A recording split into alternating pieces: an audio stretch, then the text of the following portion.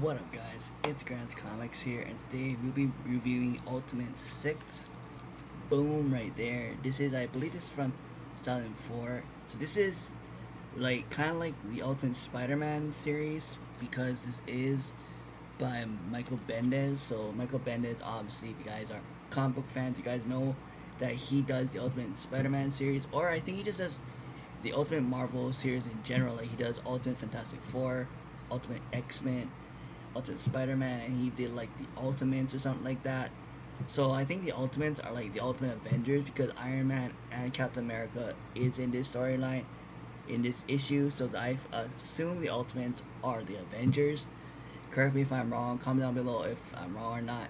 But anyways, this issue in particular basically follows.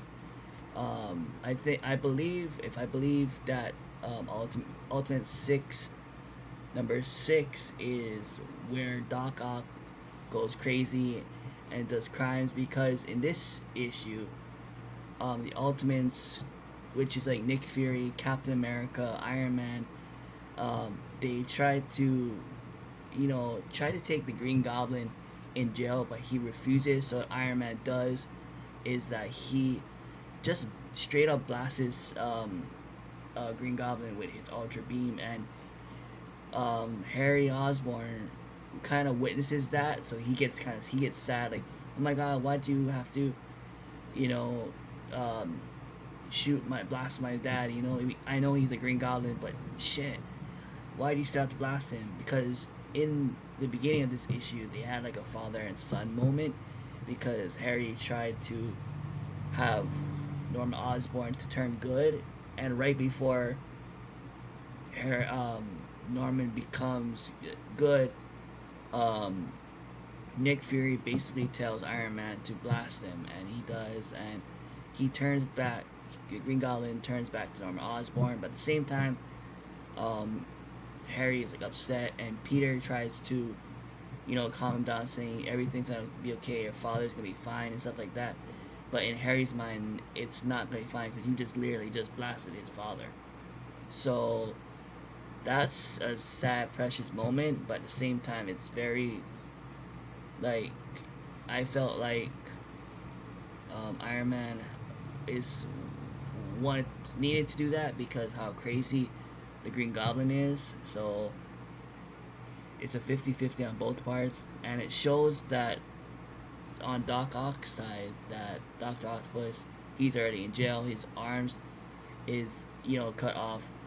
So Doc Ock is wrapped up in a bandage, and he's like, "Where's my arms?" And the one of the Shield agents says, "They're they're somewhere secret in the helicarrier," which is, if you guys don't know, the helicarrier is Shield's like helicopter slash boat, something like that. It's a ship that can fly, like a boat that can fly, basically what it is.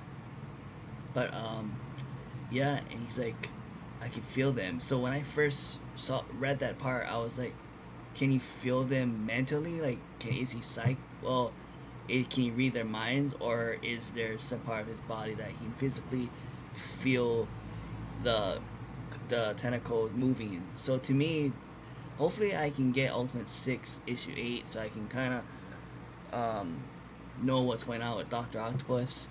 But as far as like Kraven, Electro, and Sandman goes, there's not really going on in with them.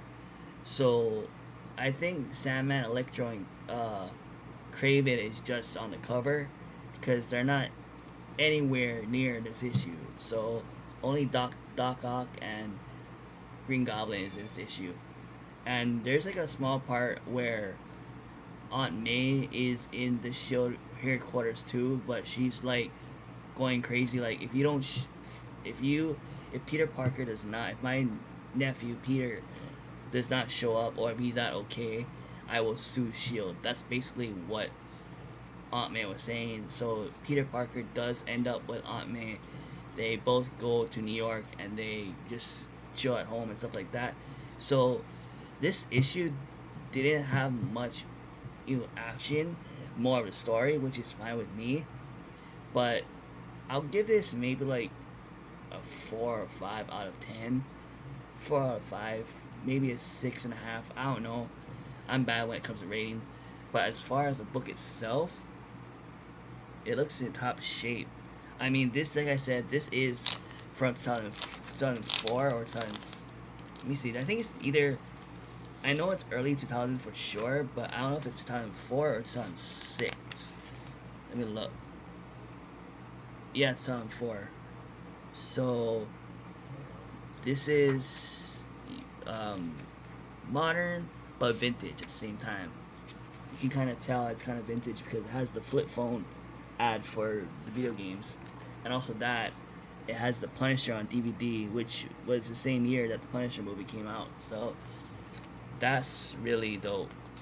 That's why I love um, older ads in comics because it kind of reminisce the times that was so simple and easy during that time where you could just read comics. And oh yeah, Thor showed up. I'll show Thor in his full glory right there. I totally forgot Thor showed up. But oh yeah, there's Daredevil the video game. Let's see what we got. See, here's another old school. Like, look how the Hulk used to be in the early 2000s. Like, he was like more like not cartoony, but more like my style or the way I like. I don't know how to explain it, but yeah, that's all I can say. And at the end, they pretty much Aunt May and Peter Parker leaves to go to New York City. So I would probably give this a 9.8, maybe a 9.6. Even though it's not a key, it's a very cool back issue. I got this. I believe I got this from Tony, and Tony got this from Chris. So this might be from Chris. I forget. See, I get these. I get so many comics that majority of the time I forget where I get these issues. I mean, I know where most of the time, but at the same time, I do not. I forget, if that makes sense to you guys. But yeah, anyways, that's it for now. If you guys are subscribed to Grant's Comics and you guys have watched this video, make sure you share this video. Share Grant's Comics to the comic book community. Let's help Grant's Comics grow. And if you guys aren't subscribed to Grant's Comics and you guys are watching this video, make sure you give this video a thumbs up, share this video, and make sure, most importantly, subscribe to Grant's Comics so you guys can know when I upload videos. But that's it for now. Give it a thumbs up. Alright.